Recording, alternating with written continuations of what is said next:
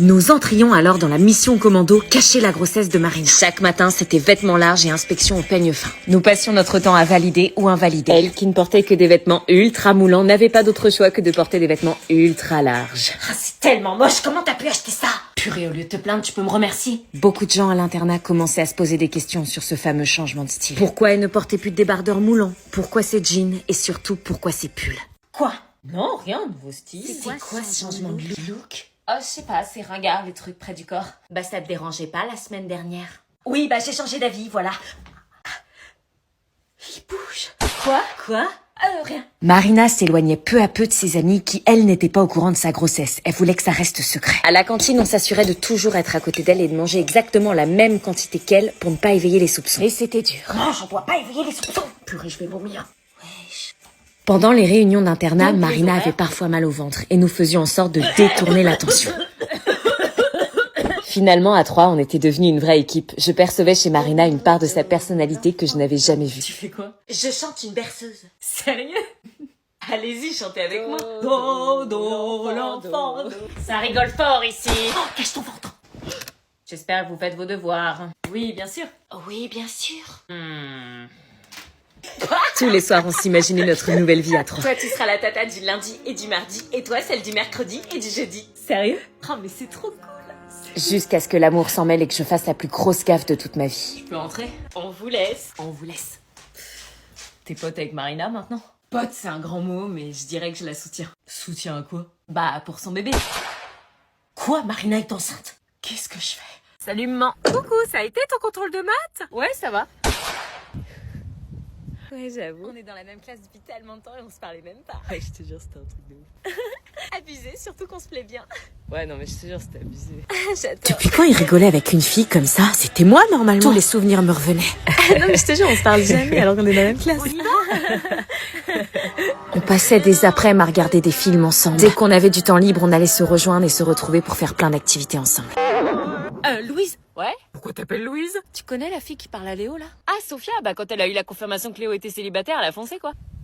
T'es jalouse? Non, jamais de la vie. Il a juste dit qu'il m'aimait et que j'étais la seule qui l'intéressait. Mais bon, c'était des paroles en l'air. Ouais, mais meuf, ça fait 4 ans qu'il t'attend, il a bien le droit de refaire sa vie, non? Non, mais grave. Pourquoi faut toujours attendre que la personne rencontre quelqu'un pour se rendre compte de ses réels sentiments? Ouais, bah ça me fait chier. Et du coup, ça te dit qu'on se voit samedi soir tous les Je peux m'intégrer dans votre conversation? J'ai été une ado avant vous, hein? À demain. On y va? Oui, on y va, ça sert à rien de rester là. Ok. Je vous dérange peut-être?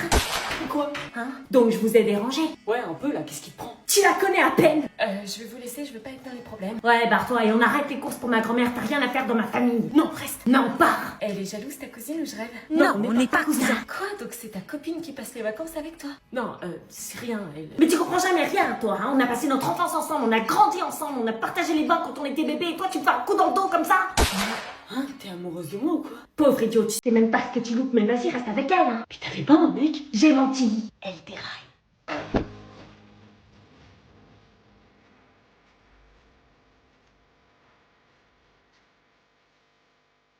Ils ont des chaperons, ils veulent les poissons.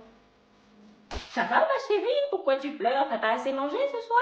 Je pleure pas, c'est juste que je l'aimais bien en fait. Cet été, je l'ai vu différemment, avec ses pecs, ses abdos. Mais tu n'es pas amoureuse, j'espère. Je sais pas si c'est de l'amour, faut peut-être pas abuser, mais je sais pas, quelques petits sentiments. Hein? Mais tu peux pas, c'est ton cousin.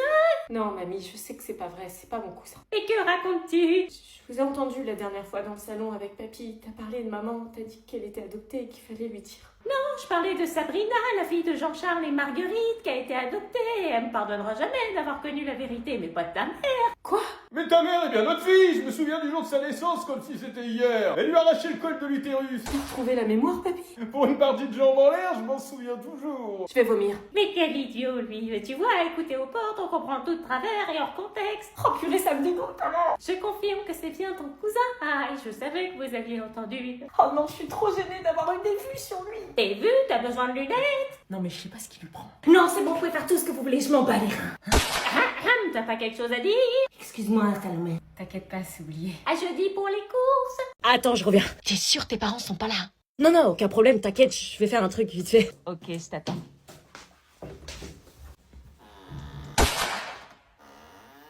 Pourquoi il est bizarre comme ça? Tu Tu fais quoi, bébé? Rien, je me lave les mains. Pourquoi t'as fermé la porte alors? Parce que, Parce que quoi? parce que j'ai mal au ventre. Hein? Et que j'ai besoin de lâcher les caisses. Ok. Bon là, elle va me foutre la paix, à moi l'application de ma petite skincare routine. Je suis beau, je suis beau, je suis beau. Non, sérieux, il fait quoi? Il me trompe ou quoi? Tu fais quoi? Quoi? Mais qu'est-ce que tu fais? Je t'ai dit que j'arrivais! Tu fais une skincare? Oui, bah quoi, tu t'es jamais demandé comment je faisais pour avoir une peau aussi belle sans boutons? Bah je croyais que c'était inné, que t'avais de la chance, enfin moi je le cache pas quand je mets mes produits Revitalift Clinical de L'Oréal Paris. Quoi, toi aussi tu te doutes bien que si ma peau est aussi lumineuse et hydratée, c'est que j'en prends soin. C'est grâce à ce sérum et à cette crème que j'ai un glow d'été toute l'année. Oui bah oui, je t'ai menti, comment veux-tu que j'ai zéro excès de sébum si j'utilise pas en première étape le nettoyant moussant anti-imperfection de L'Oréal Men Expert? Comment veux-tu que j'ai une peau aussi lisse sans boutons si j'utilise pas en deuxième étape le sérum anti-imperfection qui me garantit des résultats sur l'acné en seulement 7 jours? J'ai rien dit. Et comment veux-tu que j'ai une peau aussi hydratée sans leur hydratant matifiant qui promet une peau matifiée toute la journée et leur pâte SOS anti-imperfection qui atténue les boutons dès le premier matin? Eh ouais, donc t'es trop beau, j'adore toucher ta peau, j'adore ton flow, ça demande des efforts, L'Oréal Men Expert, madame. Mais j'ai rien dit, tu sais. Ouais. On peut partager si tu veux. Yo, désolé, je suis en retard. Stop.